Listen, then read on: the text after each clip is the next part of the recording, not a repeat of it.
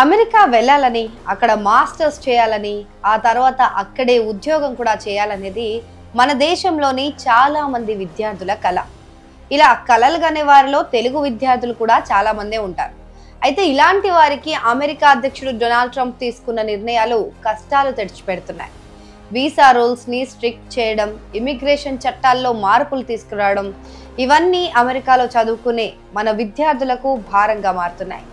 గతంలో ఎన్నడూ లేనంతగా స్టూడెంట్ వీసాలు రిజెక్ట్ అవుతున్నాయి.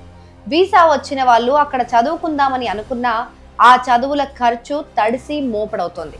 ఇటు పార్ట్ టైం జాబులు చేసుకోవడానికి కూడా అవకాశం లేకుండా పోతుంది. దీంతో అమెరికా మీద మన స్టూడెంట్స్ ఆశలు వదిలేసుకుంటున్నారు. ఆ దేశానికి బదులు ఇతర దేశాలపైన ఆసక్తి చూపిస్తున్నారు. స్టూడెంట్ వీసా పర్మిట్లను అమెరికా గణనీయంగా తగ్గించేస్తోంది. ట్రంప్ అధికారం చేపట్టడానికి ముందు వరకు F1 స్టూడెంట్ వీసాలకు అప్లై చేసుకున్న వాళ్ళలో దాదాపు 85% వరకు ఆమోదం పొందేవి. కానీ ఇప్పుడు సగానికి సగం పడిపోయినట్లు చెప్తున్నారు. రాబోయే రోజుల్లో ఇది మరింత పెరిగే అవకాశం కూడా ఉందని ఆందోళనలు వ్యక్తమవుతున్నాయి. ఇక లాస్ట్ ఇయర్ డిసెంబర్లో 7630 F1 వీసాలకు ఆమోద ముద్ర పడింది. ఈ ఏడాది జనవరిలో ఆ సంఖ్య 1167 మాత్రమే. ఇటు 2024 జనవరితో పోల్చిన సగానికి సగం తగ్గాయి. 2024 జనవరిలో 2623 F1 వీసాలకు అమెరికా ఆమోదం తెలిపింది. సాధారణంగా అమెరికాలో ఫాల్ సీజన్లో అంటే సెప్టెంబర్, అక్టోబర్, నవంబర్ ఈ నెలల్లో, అలాగే వింటర్ సీజన్ అంటే డిసెంబర్, జనవరి, ఫిబ్రవరి ఈ నెలల్లో స్టూడెంట్స్ ఎన్రోల్మెంట్ ఎక్కువగా ఉంటుంది. ఈ ఏడాది ఫాల్ సీజన్లో అడ్మిషన్లకు సంబంధించి వీసా అప్రూవల్స్ చాలా వరకు పడిపోయాయి. మరోవైపు గతంలో F1 వీసా ఎక్స్పైర్ అయ్యాక దాన్ని మరో 48 నెలలకు రెన్యువల్ చేయించేందుకు అవకాశం ఉండేది. ఇప్పుడు దానిని ట్రంప్ సర్కారు కేవలం 1 ఏడాదికే పరిమితం చేసింది. దీంతో స్టూడెంట్ వీసా రెన్యువల్ కు తిప్పలు పడాల్సిన పరిస్థితి ఏర్పడింది. అలాగే గతంలో F1 వీసాను ఒకసారి జారీ చేస్తే కోర్సు పూర్తయ్యే వరకు వ్యాలిడ్ స్టేటస్ లో ఉండేది. కానీ ఇప్పుడు కోర్సు పూర్తయ్యేలోపు 4 సార్లైనా రెన్యువల్ చేసుకోవాల్సి ఉంటుందని చెప్తున్నారు. ట్రంప్ అధికారంలోకి వచ్చాక ప్రైవేట్, ప్రభుత్వ యూనివర్సిటీలపైన అనేక ఆంక్షలు విధించారు. గ్లోబల్ ప్రోగ్రామ్స్ కి ఎన్రోల్ చేసుకోవాలనుకునే విద్యార్థులకు మింగుడు పడని నిబంధనలు విధించారు. గ్లోబల్ ప్రోగ్రామ్స్ చేయాలనుకునే విద్యార్థులు అమెరికాలో ఏదైనా యూనివర్సిటీలో చదువుతూనే విదేశాల్లో ఇంటర్న్షిప్లు చేసుకునేందుకు అవకాశం ఉండేది. కానీ ఇప్పుడు ట్రంప్ దానికి బ్రేక్ వేసేశారు. గ్లోబల్ ప్రోగ్రామ్స్ ఎంచుకునే విద్యార్థులు అమెరికాలో చదువుకునే సమయంలో 5 నెలలకు మించి బయట దేశాల్లో ఇంటర్న్షిప్లు చేసేందుకు అవకాశం లేదని చెప్పారు.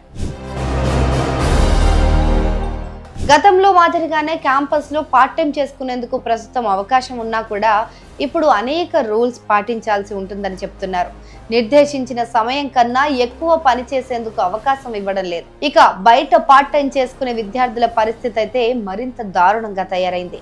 మన విద్యార్థులు అక్కడ చదువు పూర్తి చేసినా ఉద్యోగాలు దొరకడం కష్టంగానే మారుతుందన్న అభిప్రాయాలు కూడా వ్యక్తమవుతున్నాయి.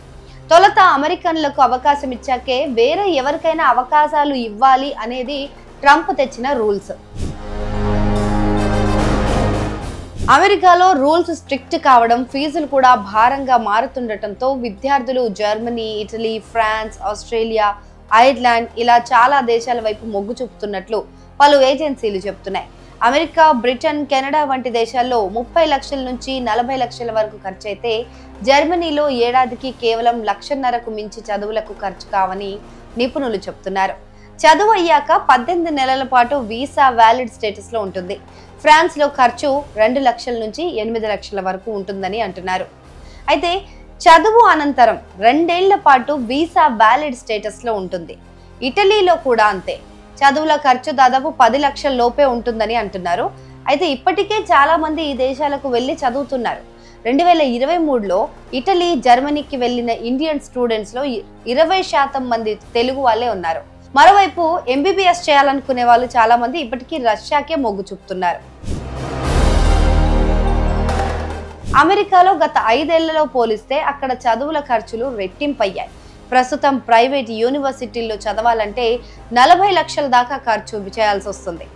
గతంలో 25 లక్షల వరకు ఖర్చు అయ్యేది. ప్రభుత్వ యూనివర్సిటీలో చదివేందుకు 17 లక్షల దాకా ప్రస్తుతం ఖర్చు చేయాల్సిన పరిస్థితులున్నాయని, గతంలో అందులో సగం ఖర్చు చేసినా సరిపోయేదని స్టూడెంట్స్ చెప్తున్నారు. దీనికి తోడు ప్రస్తుతం అమెరికాలో లాడ్జింగ్ అండ్ బోర్డింగ్ కి కూడా ఏడాదికి 12 లక్షల రూపాయలు ఖర్చు అవుతుందట.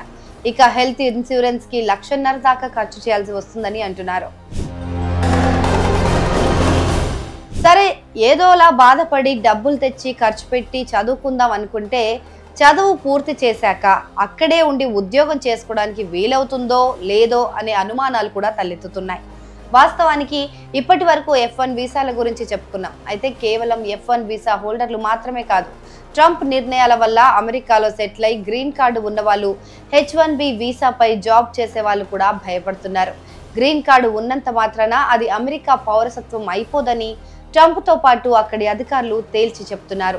ఈ నేపథ్యంలోనే గ్రీన్ కార్డు ఉన్న వాళ్ళు అమెరికా నుంచి తమ సొంత ఊళ్లకు వెళ్ళి ఏడాది తర్వాత 2 ఏళ్ల తర్వాత మళ్ళీ అమెరికాకు వెళ్ళినా ఎయిర్పోర్ట్లోనే ఆపేస్తారని ఇమిగ్రేషన్ ఎక్స్పర్ట్స్ చెప్తున్నారు.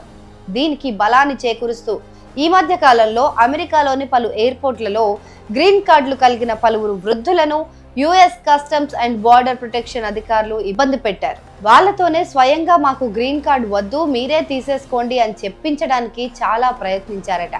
ఇలాంటి కేసులు తమ దాకా వచ్చాయని అక్కడి అటార్నీలు కొంతమంది తెలిపారు.